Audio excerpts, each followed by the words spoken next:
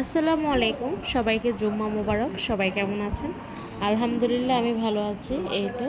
আর আজকে আমি রান্না করেছিলাম খাসি, আর খাসির তরকারিটা দেখেন কতটা কালারফুল এসেছে। মাশাল্লাহ, দেখতে কিন্তু খুব সুন্দর হয়েছে। আমি দেশি আলু দিয়ে খাসিটাকে রান্না করেছিলাম ঝোল ঝোল করে। আর সাথে তো অবশ্যই খাসির সাথে রসুন না দিলে তো মনে হয় যে তরকারির মজাটাই হয়নি।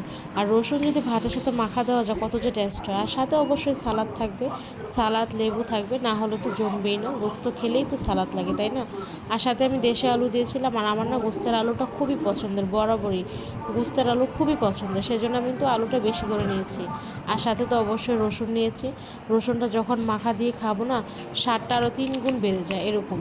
খাসির তরকারিটা কিন্তু খুব ঝাল ঝাল করে করেছি। আর বাসার সবাই ঝাল এতটা পছন্দ করে না, আমি আর আমার হাজব্যান্ড খুব ঝাল খেতে পছন্দ করি। সেজন্য আমাদের তরকারিটা আমি আলাদা ঝাল করে করেছি।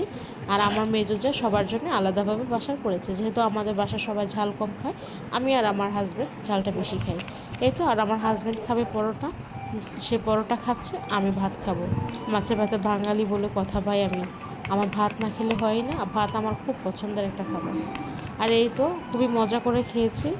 আর খুবই মজা হয়েছে, ঝাল ঝাল হয়েছে। সবাই ভালো থাকবেন।